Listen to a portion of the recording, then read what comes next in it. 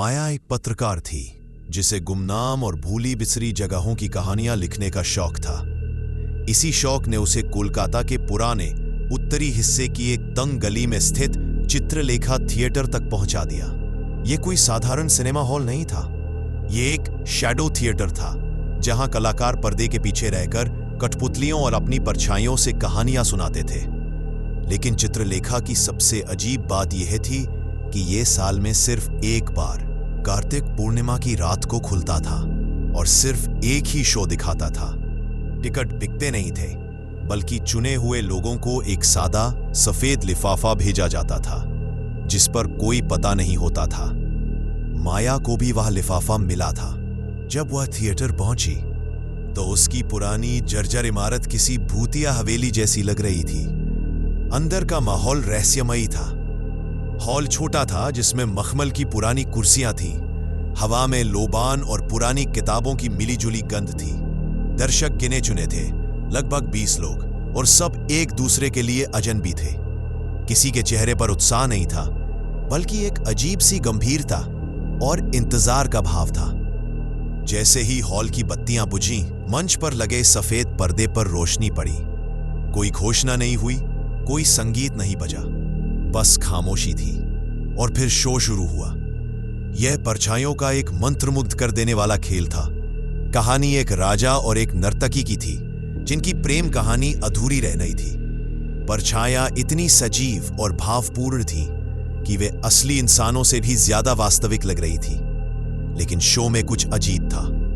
जैसे जैसे कहानी आगे बढ़ी, माया को लगा कि परछाइयां सिर्फ कहानी नहीं सुना रही, बल्कि कुछ और कर रही है। कहानी के एक मोड़ पर जब राजा की परछाई गुस्से में अपनी तलवार उठाती है, तो हॉल में बैठे दर्शकों में से एक आदमी अचानक अपनी सीट से उछला और जोर से चीखा। उसकी चीख में दर्द था, जैसे उसे सच में तलवार लगी हो। हॉल में भगदड़ मच गई, बत्तियां जल गईं। वह आदमी अपनी गर्दन पकड़कर जमीन पर तड़प रहा था। उसके मुंह से झाग निकल रहा था। एम्बुलेंस बुलाई गई, लेकिन अस्पताल पहुंचने से पहले ही उसकी मौत हो गई। मौत का कारण अचानक दिल का दौरा बताया गया। पुलिस ने इसे एक दुखद हादसा मानकर केस बंद कर दिया। लेकिन माया को यकीन था कि यह सिर्फ एक हादसा नहीं था। उस आदमी की मौत का पर्दे पर चल रही परछाइयों से कोई गहरा और भयानक नाता था। उसने फैसला किया कि वह इस रहस्य की तह तक जाएगी। चित्रलेखा थिएटर सिर्फ एक कला का मंच नहीं था, वह कुछ और था, कुछ ज्यादा प्राचीन और खौफनाक। माया ने अपनी जांच शुरू की। उसने थिएटर के पुराने रिकॉर्ड खंगाले। पता चला कि चित्रलेखा थिएटर लगभग 150 साल पहले एक रहस्यमयी जमींदार रविंद्रनाथ बासु ने बनवाया था। बासु को शैडो आर्ट, परछाई कला से गहरा लगाव था, लेकिन उनके बारे में ज्यादा जानकारी उपलब्ध नहीं थी। वे एक एकांत प्रिय व्यक्ति थे जो समाज से कटे कटे रहते थे। माया को एक पुरानी अखबार की कटिंग मिली जो लगभग 100 साल पुरानी थी। खबर थिएटर के सबसे प्रसिद्ध कलाकार मोहन के बारे में थी। मोहन को परछाइयों का जादूगर कहा जाता था। उसकी कला में एक अजीब सी शक्ति थी। लोग कहते थे कि वह अपनी परछाई को अपने शरीर से अलग कर सकता था। लेकिन एक दिन एक शो के दौरान मोहन रहस्यमयी तरीके से गायब हो गया। वह मंच के पीछे गया और फिर कभी बाहर नहीं आया। उसे बहुत ढूंढा गया, पर उसका कोई सुराग नहीं मिला, जैसे वह हवा में घुल गया हो। उसके गायब होने के बाद थिएटर कई सालों तक बंद रहा और फिर अचानक साल में एक बार खुलने की यह अजीब परंपरा शुरू हो गई। माया को लगा कि इन दोनों घटनाओं, मोहन का गायब होना और उस दर्शक की मौत, के बीच कोई संबंध है। उसने थिएटर के वर्तमान मालिक का पता लगाने की कोशिश की, लेकिन रिकॉर्ड में किसी का नाम नहीं था। थिएटर एक ट्रस्ट द्वारा चलाया जाता था जिसका कोई चेहरा नहीं था। एक दिन उसे एक बूढ़े लाइटिंग असिस्टेंट कालिदा मिले जो अपनी जवानी के दिनों में चित्रलेखा में काम करते थे। कालिदा अब एक बूढ़े कमजोर आदमी थे जिनकी आंखों में एक गहरा खौफ बसा हुआ था। उस थिएटर से दूर रहो बेटी, कालिदा ने कांपती आवाज में कहा। वह कहानियां नहीं, आत्माएं दिखाता है। क्या मतलब? माया ने पूछा। मोहन, वह सिर्फ एक कलाकार नहीं था, कालिदा ने फुसफुसाते हुए बताया। वह तंत्र मंत्र जानता था। उसने एक ऐसी विद्या सीख ली थी जिससे वह अपनी परछाई को एक जीवित इकाई बना सकता था, एक ऐसी इकाई जो स्वतंत्र रूप से सोच और महसूस कर सकती थी। लेकिन ऐसी शक्तियों की एक कीमत होती है। क्या कीमत? परछाई को जिंदा रखने के लिए उसे ऊर्जा चाहिए होती है, जीवन शक्ति। मोहन अपनी कला से दर्शकों को इतना मंत्रमुग्ध कर देता था कि वे अनजाने में अपनी ऊर्जा का एक हिस्सा तो अपनी परछाइयों को दे बैठते थे और मोहन की परछाई उस ऊर्जा को सोख लेती थी। माया का खून ठंडा पड़ गया। तो उस दर्शक के साथ क्या हुआ? उस आदमी का दिल शायद कमजोर था, कालिदा ने कहा। जब परछाई ने उसकी ऊर्जा खींची तो वह बर्दाश्त नहीं कर पाया। लेकिन यह तो कुछ भी नहीं है। असली खतरा तो खुद मोहन की परछाई है। कहते हैं जिस रात मोहन गायब हुआ, उसकी परछाई ने उसे पूरी तरह निगल लिया। अब थिएटर पर उस परछाई का राज है। वो हर साल एक शो करती है अपनी भूख मिटाने के लिए, और वह उन लोगों को चुनती है जिनका जीवन किसी न किसी तरह से उन कहानियों से जुड़ा हो जो वह पर्दे पर दिखाती है। तो वह लिफाफा वो एक निमंत्रण नहीं, एक समन है? माया ने पूछा। कालिदा ने सिर हिलाया। और अब उसने तुम्हें चुन लिया है बेटी, क्योंकि तुम उसकी कहानी में दिलचस्पी ले रही हो। वह तुम्हें अपनी अगली कहानी का हिस्सा बनाना चाहती है। कालिदा की बातों ने माया को डरा दिया था, लेकिन उसके अंदर का पत्रकार अब और भी ज्यादा उत्सुक हो गया था। उसे यकीन था कि इन सब बातों के पीछे कोई तार्किक व्याख्या जरूर होगी, कोई ट्रिक, कोई मशीनरी या कोई दिमागी खेल। उसने फैसला किया कि वो थिएटर के अंदर जाएगी और पर्दे के पीछे का सच पता लगाएगी। एक रात वो चुपके से थिएटर की पिछली दीवार पाथ कर अंदर घुस गई। अंदर घना अंधेरा और एक अजीब सी खामोशी थी। वो अपने फोन की टॉर्च जलाकर मंच की ओर बढ़ी। मंच के पीछे का एरिया धूल और पुराने सामान से भरा था। वहां कई पुरानी कठपुतलियां, मुखौटे और पोशाकें रखी थी। एक कोने में एक छोटी सी सीढ़ी थी जो नीचे एक तहखाने की ओर जा रही थी। माया झिझकते हुए तहखाने में उतरी। नीचे एक छोटा सा कमरा था। ये शायद मोहन का मेकअप रूम रहा होगा। दीवारों पर शैडो आर्ट के पुराने पोस्टर लगे थे। एक मेज पर कुछ किताबें रखी थी। वे किताबें तंत्र मंत्र और प्राचीन भारतीय विज्ञान पर थी। एक किताब खुली हुई थी। उसमें छाया पुरुष सिद्धि नामक एक अध्याय था। उसमें विस्तार से बताया गया था कि कैसे कोई इंसान अपनी परछाई को एक अलग जीवित इकाई बना सकता है। उसमें लिखा था, परछाई शरीर का ही एक हिस्सा है, एक अंधेरा प्रतिबिंब। साधना के जरिए इस प्रतिबिंब में चेतना डाली जा सकती है। लेकिन सावधान रहे, परछाई की अपनी इच्छाएं होती हैं। उसकी सबसे बड़ी इच्छा होती है अपने मूल स्रोत यानी शरीर से आजाद होना। और वह आजादी तभी पा सकती है जब वो अपने स्रोत को पूरी तरह से निगल ले। माया को लगा जैसे कोई उसे देख रहा है। उसने टॉर्च घुमाई। कमरे में कोई नहीं था, लेकिन एक पल के लिए उसे दीवार पर अपनी ही परछाई हिलती हुई महसूस हुई, जबकि वह खुद पत्थर की तरह स्थिर खड़ी थी। यह उसका वहम था, उसने खुद को समझाया। तभी उसकी नजर मेज के नीचे रखे एक पुराने चमड़े के संदूक पर पड़ी। उसने उसे खोला। अंदर एक और डायरी रखी थी। यह मोहन की डायरी थी।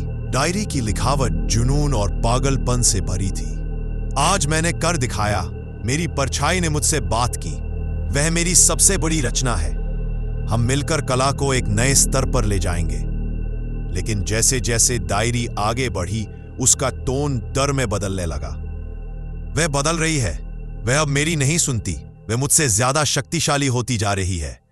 वह दर्शकों की ऊर्जा से खुद को पोषित कर रही है। वह कहती है कि वह आजाद होना चाहती है। वह मुझे डराती है। जब मैं सोता हूं तो वह मेरे कमरे में घूमती है। मैं उसे महसूस कर सकता हूं। वह मुझसे कहती है कि एक दिन वह मेरी जगह ले लेगी। वह मेरा शरीर ले लेगी। और फिर डायरी की आखिरी, दिल दहला देने वाली एंट्री। आज आखिरी शो है। उसने मुझे एक सौदा पेश किया है। वह मुझे छोड़ देगी अगर मैं उसे एक नया शरीर दूं। एक ऐसा शरीर जो स्वेच्छा से उसे स्वीकार करे। आज रात मैं दर्शकों में से किसी एक को चुनूंगा।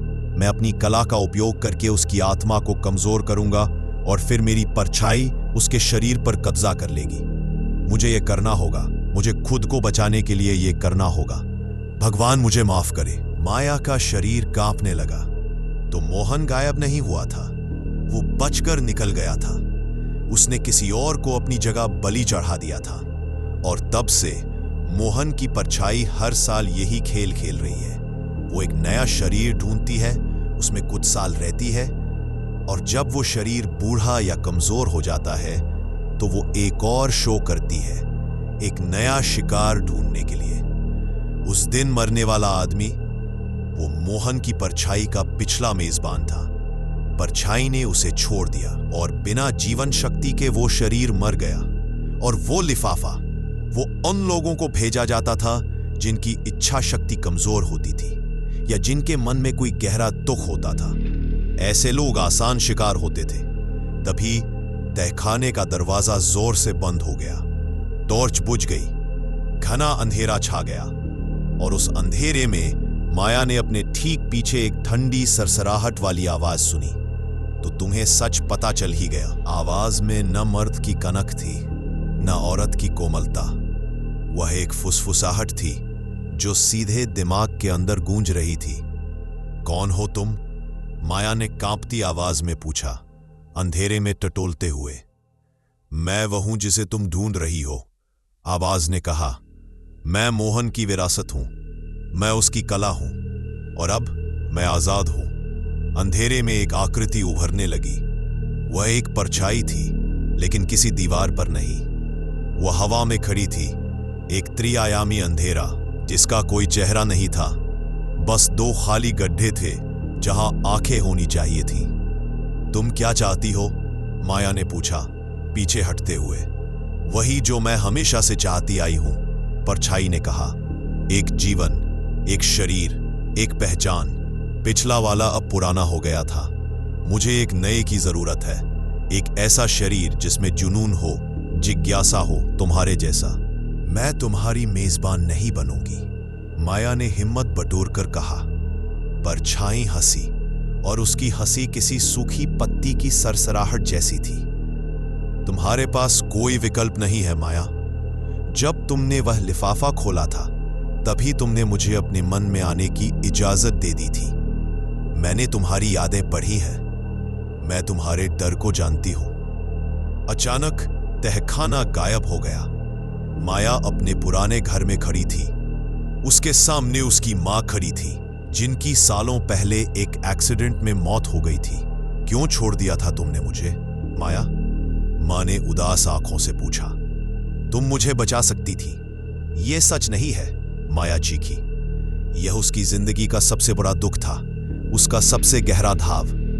मैं तुम्हें तुम्हारी मां वापस दे सकती हूं, परछाई की आवाज गूंजी। बस मेरा प्रस्ताव स्वीकार कर लो। मुझे अपना शरीर दे दो, और मैं तुम्हें एक ऐसी दुनिया दूंगी जहां कोई दुख नहीं है, कोई अफसोस नहीं है। माया के मन में एक पल के लिए लालच आया। क्या हो अगर वह हां कह दे, सारे दर्द से छुटकारा। लेकिन फिर उसे उस दर्शक की लाश याद आई, उसे मोहन की डायरी याद आई। यह एक छलावा था, एक जाल। नहीं, उसने दृढ़ता से कहा, यह मेरी जिंदगी है, यह मेरा दर्द है, तुम इसे मुझसे नहीं छीन सकती। जैसे ही उसने यह कहा, उसकी मां का भ्रम टूट गया। वह फिर से उस अंधेरे तहखाने में थी।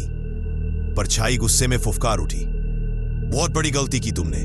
अगर तुम स्वेच्छा से नहीं मानोगी तो मैं तुम्हें मजबूर कर दूंगी। परछाई तेजी से उसकी ओर बढ़ी। माया ने चीखकर आंखें बंद कर ली। जब माया ने आंखें खोली तो वह अकेली थी। तहखाना खाली था, परछाई जा चुकी थी। दरवाजा खुला हुआ था।